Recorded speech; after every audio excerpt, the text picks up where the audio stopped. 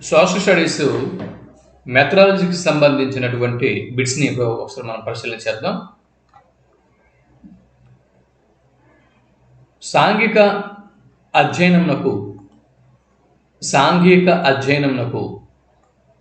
సంబంధించి విద్యా ప్రమాణాలను సిఫార్సు చేసిన వారు క్రింది వారిలో ఎవరు? సాంఘిక అధ్యయనంకు సంబంధించి విద్యా ప్రమాణాలను సిఫార్సు చేసిన వారు ఎవరు? ఇంతకు ముందు వీడియోలో మనం చెప్పుకున్నాం NCF 2025, RTE 2009, SCF 2011 అని చెప్పుకున్నాం. కాబట్టి ఆప్షన్ 4 సరైనటువంటి జవాబు అవుతుంది. ఇక్కడ జవాబు ఆప్షన్ 4. సాంఘిక అధ్యయనంకు సంబంధించి విద్యా ప్రమాణాలను సిఫార్సు చేసిన వారు NCF 2005, RTE 2009, SCF 2011. ఇకపోతే బిట్ నెంబర్ 2, మనోవైజ్ఞానిక శాస్త్రం నుంచి ఉద్భవించిన ఉపగమం ఏది? మనోవైజ్ఞానిక శాస్త్రం నుంచి ఉద్భవించిన ఉపగమం ఏది? జవాబు ఆప్షన్ 3 నిర్మాణాత్మక ఉపగమం. నిర్మాణాత్మక ఉపగమం అనేది మనోవైజ్ఞానిక శాస్త్రం నుంచి ఉద్భవించినటువంటి ఉపగమం. నిర్మాణాత్మక ఉపగమంకు దీంతో సంబంధం లేని వాళ్ళు క్రింది వారిలో ఎవరు? బిట్టు బాగా చూడండి. ఏమడిగారు? నిర్మాణాత్మక ఉపగమంకు సంబంధించని వారు అంటే సంబంధం లేనివారు ఎవరు? ఎవరై ఉంటారు? ఒకసారి ఇదే ప్రశ్న ఎగ్జామ్లో వస్తే సరైన జవాబుకు మీరు దేన్ని గుర్తిస్తారు?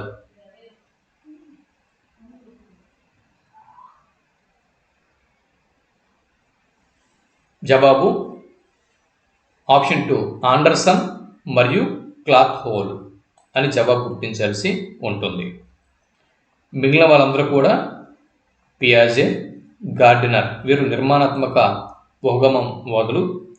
వైగోట్స్కీ, బ్రూనర్ మరియు అసుబెల్ వీరందరూ కూడా నిర్మాణాత్మక ఉపగమంతో సంబంధం కలిగి ఉన్నారు. ఆండర్సన్, క్రాత్హోల్ మాత్రం నిర్మాణాత్మక ఉపగమమునకు సంబంధం లేని వారు.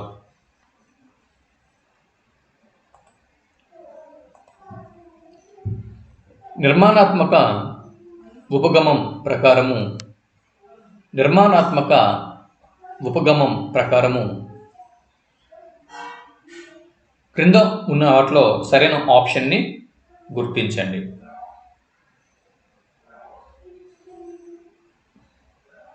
విద్యార్థులే స్వయంగా చురుకుగా పాల్గొంటారు.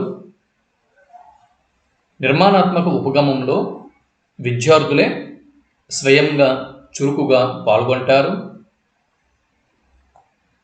సొంత అనుభవాల ద్వారా నేర్చుకుంటారు.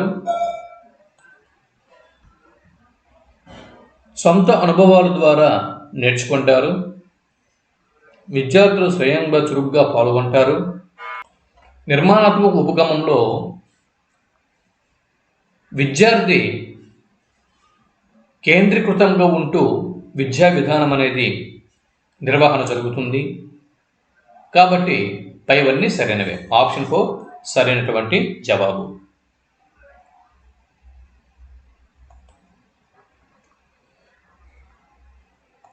ఐదవ బిట్ చూడండి.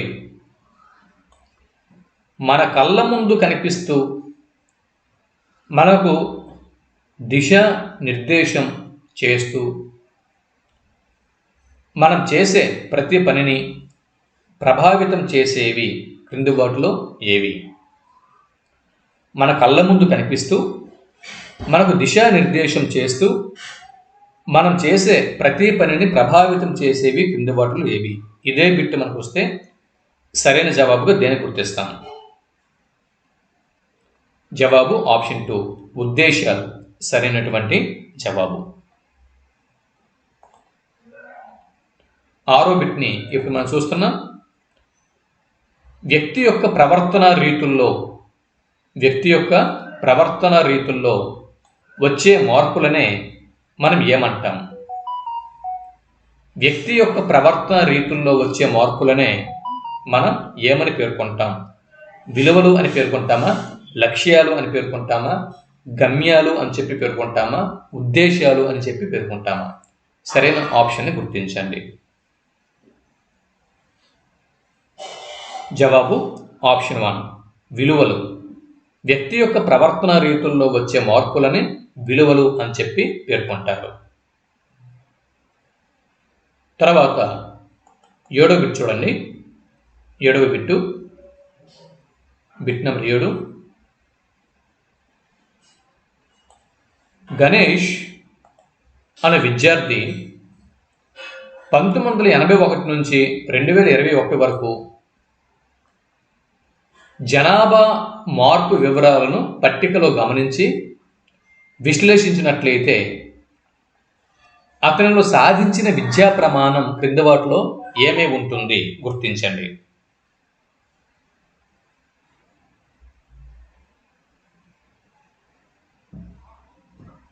గణేష్ అనే విద్యార్థి 1981వ సంవత్సరం నుంచి 2021 వరకు జనాభా మార్పుల యొక్క వివరాలని పట్టికలో గమనించి విశ్లేషించినట్లయితే అతనిలో సాధించిన విద్యా ప్రమాణం ఏమై ఉంటుంది?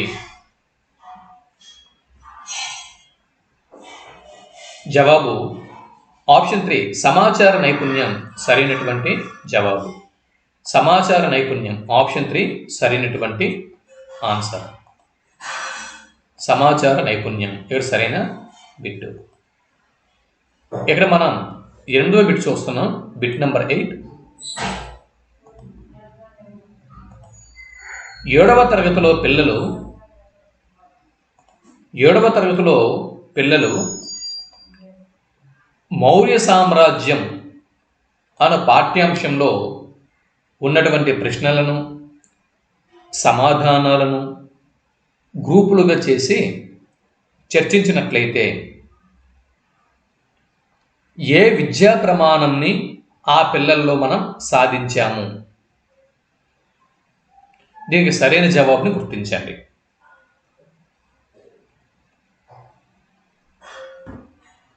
జవాబు ఆప్షన్ 1 భావనలు మరియు అవగాహన సరైనటువంటి జవాబు. ఇక్కడ ఆప్షన్ 1 సరైనటువంటి జవాబు. భావనలు మరియు అవగాహన.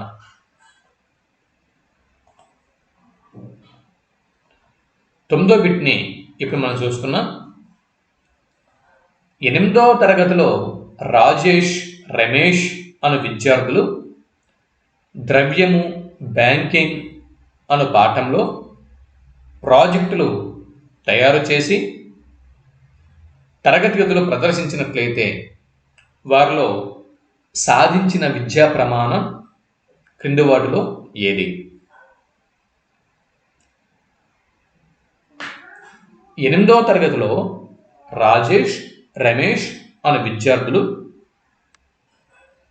ద్రవ్యం, బ్యాంకింగ్ అను పాఠంలో ప్రాజెక్టులు తయారు చేసి తరగతిలో ప్రదర్శించినట్లయితే వారిలో సాధించిన విద్యా ప్రమాణం క్రింది వాటిలో ఏది?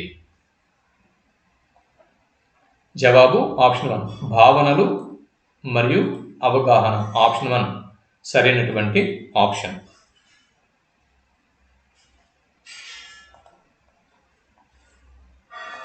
Bit number 10.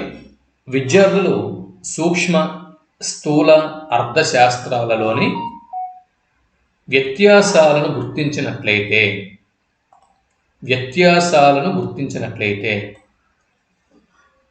విద్యార్థుల్లో సాధించిన విద్యా ప్రమాణం ఏమై ఉంటుంది? సూక్ష్మ మరియు స్థూల అర్థశాస్త్రాల్లో వ్యత్యాసాలు గుర్తించడం అవన్నీ మనకు అనవసరం. విద్యార్థులు వ్యత్యాసాలను గుర్తిస్తున్నారు. సో వ్యత్యాసాలను గుర్తించడం అనేది ఏ విద్యా ప్రమాణం కిందగా వస్తుంది? జవాబు భావన మరియు అవగాహన. భావనలు మరియు అవగాహన. 10వ తరగతి చదువుతున్న విద్యార్థులు బిట్ నెంబర్ 11 చూడండి. Bit number 11. 10వ తరగతి చదువుతున్న విద్యార్థులు పర్యావరణ పరిరక్షణ అన్న అంశంపై పోస్టర్లు ముద్రించి పాంప్లెట్లు పంచుతున్నారు. పర్యావరణ పరిరక్షణ అన్న అంశంపై పోస్టర్లు ముద్రించి పాంప్లెట్లు పంచుతున్నారు. అయితే వారిలో సాధించిన ప్రమాణం ఏమై ఉంటుంది? సరైన జవాబు గుర్తించండి. జవాబు ఆప్షన్ 4 ప్రశంస మరియు సున్నితత్వం. ప్రశంస మరియు సున్నితత్వం ఇది సరైనటువంటి జవాబు. 12వ ప్రశ్నని ఇప్పుడు మనం చూస్తున్నాం. Bit number 12. భారతదేశ రాజకీయ పటంను పరిశీలించిన విద్యార్థులు NH-16 జాతీయ రహదారి ఏ రాష్ట్రాల గుండా వెళుతుందో వివరిస్తున్నారు. అంటే రాజకీయ పటం పరిశీలించి వారు ఆ అంశంని వివరిస్తున్నారు. ఒక పటంని పరిశీలించి దాన్ని వివరిస్తున్నారు. ఇక్కడ వారు సాధించిన సామర్థ్యం ఏది? వారు సాధించిన అంశం. సరైన జవాబు గుర్తించండి. జవాబు ఆప్షన్ 1 పటంని చదవడం. పటంని గీయడం కాదు, వాళ్ళు గీయలేదు, ఉన్న అంశంని పరిశీలన చేసి వివరిస్తున్నారు. సో వారు పటంని చదవడం నేర్చుకున్నారు.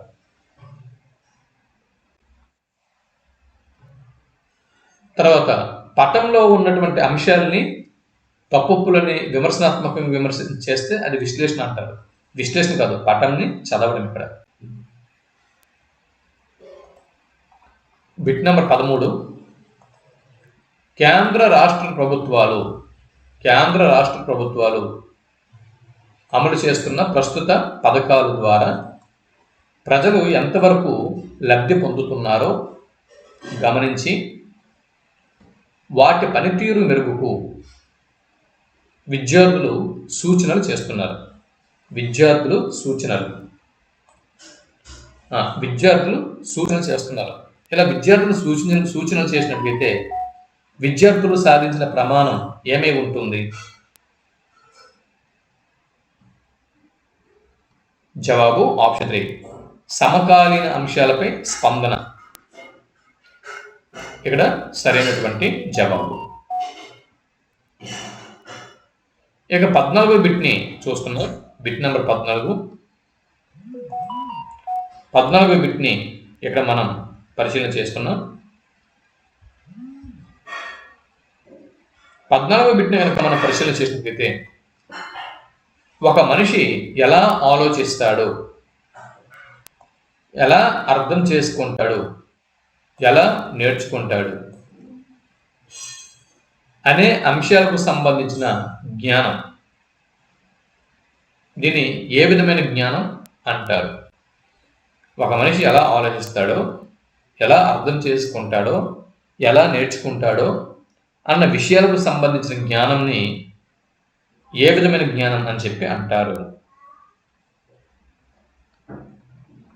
జవాబు ఆప్షన్ 4. దీన్ని ఇటువంటి జ్ఞానంని మెటాకాగ్నిటివ్ జ్ఞానం అని చెప్పి అంటారు.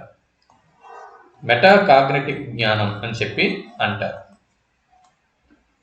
15వ బిట్ని ఇప్పుడు మనం పరిశీలన చేసినట్లయితే బిట్ నెంబర్ 15.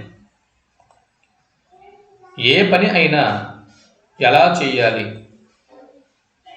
విచారణ చేసే విధానాలు, నైపుణ్యాలు, ఆల్గరిథమ్స్, మెళుకువలు, పద్ధతులు, ఉపయోగించు విధానాలు, వీటికి సంబంధించిన జ్ఞానం.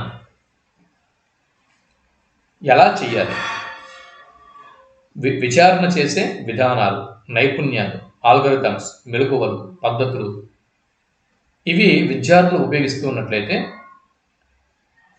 విద్యార్థుల్లో సాధించిన జ్ఞానం ఏమి ఉంటుంది?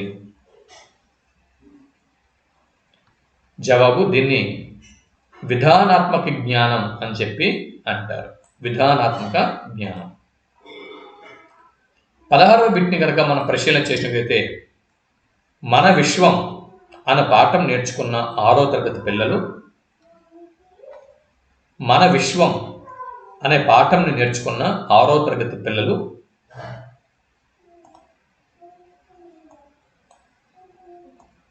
కీలక అంశాలకు సంబంధించి నమూనాలు తయారు చేసి ప్రదర్శించినట్లయితే, ఇక్కడ సింపుల్ అండి, నమూనాలు చేసి ప్రదర్శించినట్లయితే ఇది ప్రధానం. ఆండర్సన్ క్రాత్హోల్ వర్గీకరణలో ఇది ఏ అంశమై ఉంటుంది? జవాబు ఆప్షన్ 3 వ్యక్తపరచుట సరైనటువంటి జవాబు. ఇప్పుడు మనం 17వ బిట్ని చూద్దాం. Bit number 17. ఆండర్సన్ క్రాత్హోల్ వర్గీకరణలో మానసిక ప్రక్రియలలో అన్నింటికన్నా చాలా క్లిష్టమైనది అవగాహన, వ్యక్తపరచుట, విశ్లేషించుట, సృజించుట. వీటిలో సరైన ఆప్షన్ని గుర్తించండి. జవాబు అన్నిటికంటే కష్టమైనది సృజించుట. ఆప్షన్ 4 సరైనటువంటి ఆప్షన్. 18వ బిట్ నెంబర్ 18. ఆండర్సన్ క్రాత్హోల్ వర్గీకరణలకు సంబంధం లేని అంశం క్రింది వాటిలో ఏది?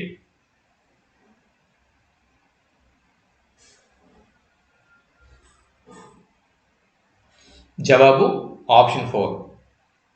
ఇది ఆండర్సన్ క్రాత్హోల్ వర్గీకరణలకు సంబంధం లేని అంశం. ఇక్కడ సంబంధం ఉన్న అంశాలు చూడండి. A taxonomy for learning, teaching and assessing అన్న పుస్తకంలో వీరు వర్గీకరణ చూపించారు. ఇది కరెక్ట్ ఆప్షన్. వీరి వర్గీకరణలో 6 ఉప అంశాలు అనేవి ఉన్నాయి. ఇది కూడా సరైనదే. ఈ 6 ఉప అంశాలు ఒక క్రమంలో తక్కువ నుంచి ఎక్కువకి అమర్చారు. ఈ 3 అంశాలు కూడా మీరు గుర్తుపెట్టుకోవాల్సి ఉంటుంది. ఇది రాంగ్. 19వ బిట్ని ఇప్పుడు మనం చూస్తున్నాం. Bit number 19. 8వ తరగతిలో సూర్యుడు శక్తి వనరు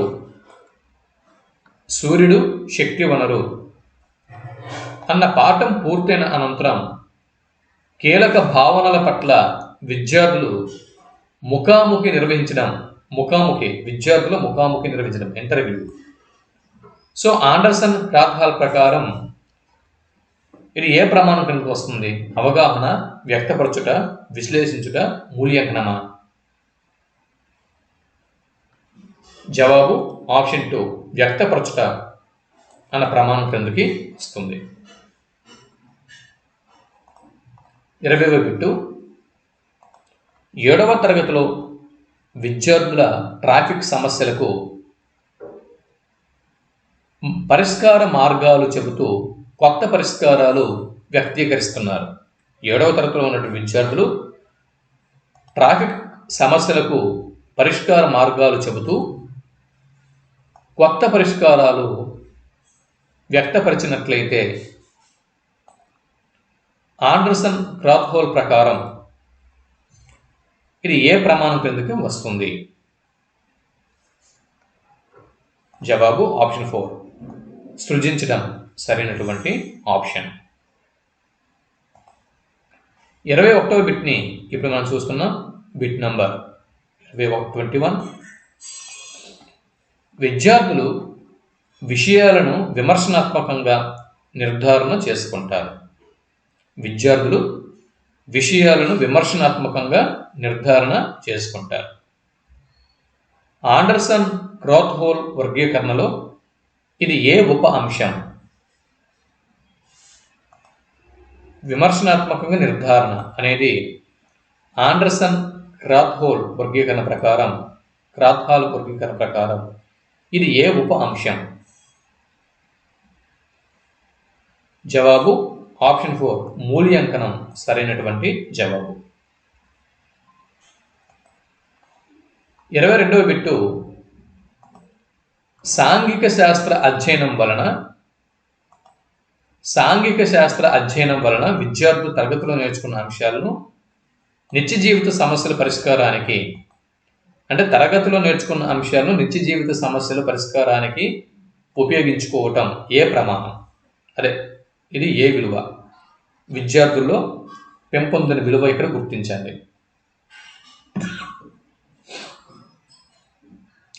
తరగతిలో నేర్చుకున్న అంశాలను నిత్య జీవిత సమస్యల పరిష్కారానికి విద్యార్థి ఉపయోగించుకుంటున్నారు.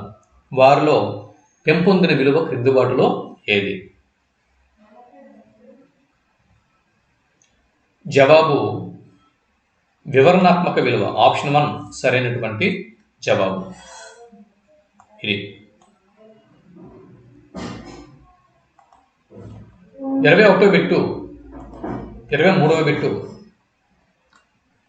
సాంఘిక శాస్త్ర అధ్యయనం వల్ల విద్యార్థులు మూఢనమ్మకాలు వీటి ఫలితాల ఆధారంగా నిర్ణయాలు చేయగలిగితే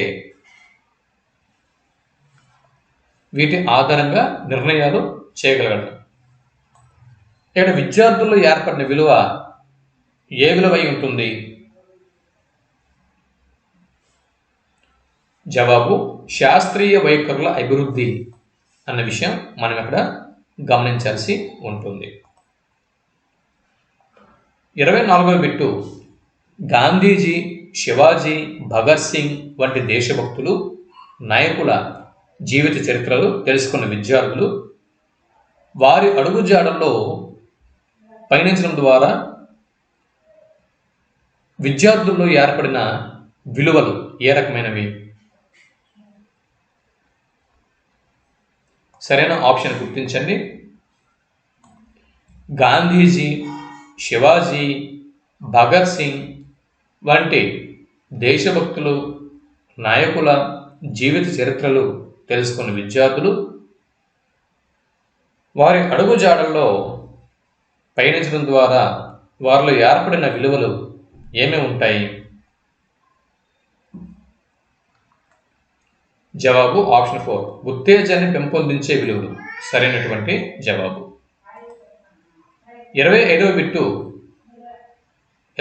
బిట్టు క్రింది వారిలో విలువలకు సంబంధించి రాంగ్ స్టేట్మెంట్ ఏది?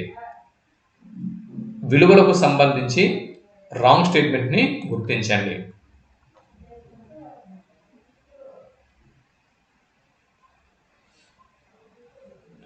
ఇవి దేశ తత్వశాస్త్రం ప్రకారం నిర్దేశింపబడినవి అనేది రాంగ్ స్టేట్మెంట్.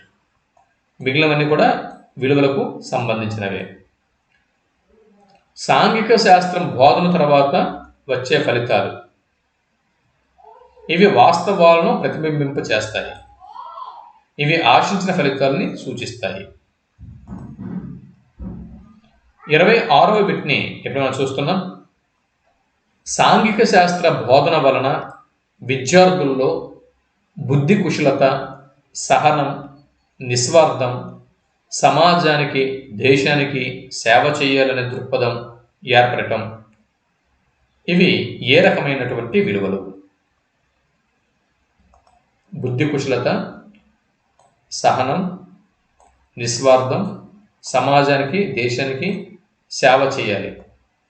ఇటువంటి దృక్పథం అనేది ఏర్పడితే ఇవి ఏ విలువల కిందకి వస్తాయి?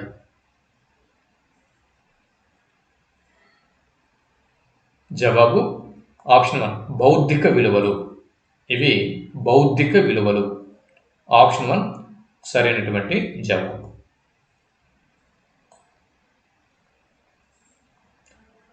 27వ బిట్ని ఇప్పుడు మనం పరిశీలన చేసుకున్నాం.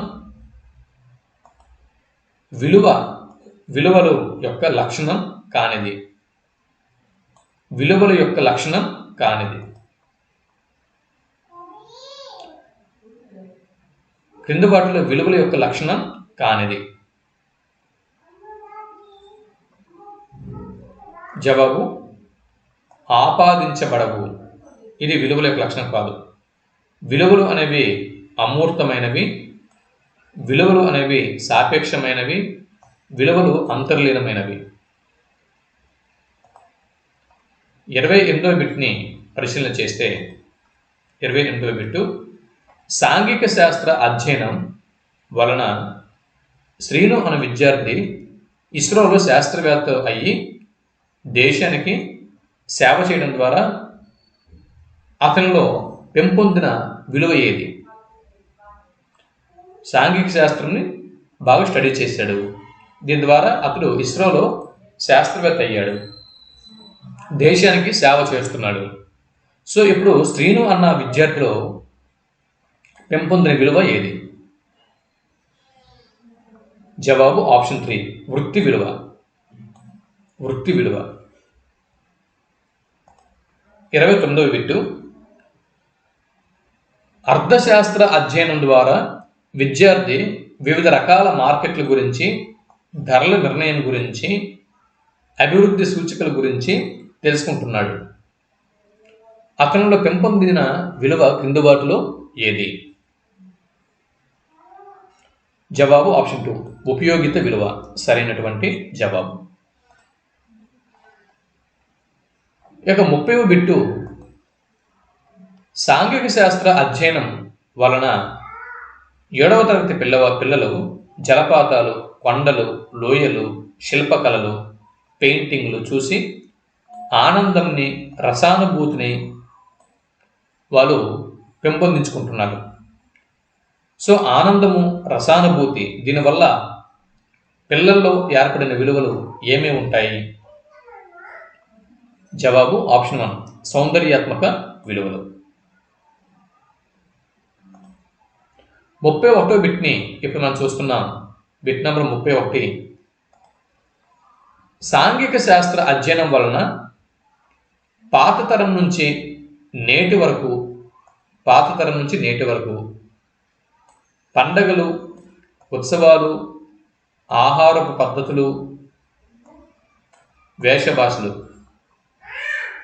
ఇవి కొనసాగింపుగా రావటం వలన విద్యార్థుల్లో ఏర్పడే విలువలు క్రింది వాటిలో ఏవి?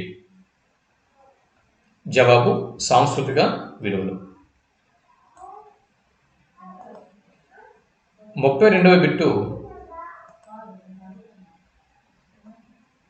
సాంఘిక శాస్త్ర అధ్యయనం అనంతరం విద్యార్థుల ప్రభుత్వానికి సకాలంలో పన్నులు కట్టడం, చట్టాలను గౌరవించడం, అవినీతి, లంచగొండితనంను వ్యతిరేకించడం, ఇటువంటి లక్షణాలని వారు కలిగి ఉన్నారు. ఇప్పుడు విద్యార్థుల్లో ఏర్పడిన విలువలు ఏ రకమైనవి? జవాబు ఆప్షన్ 1 నైతిక విలువలు. నైతిక విలువలు. ఇదిగో ఈ 32 ప్రశ్నలకు సంబంధించిన జవాబులు కూడా ఇక్కడ ఉన్నాయి. ఇక్కడితో మనము ఈ సోషల్ మెథడాలజీకి సంబంధించినటువంటి ఈ ప్రాక్టీస్ బిట్స్ని ముగించేస్తున్నాం. తర్వాత వీడియోలో మరికొన్ని ప్రాక్టీస్ బిట్స్తో మళ్ళీ కలుద్దాం. అంతకు సెలవు. నమస్తే.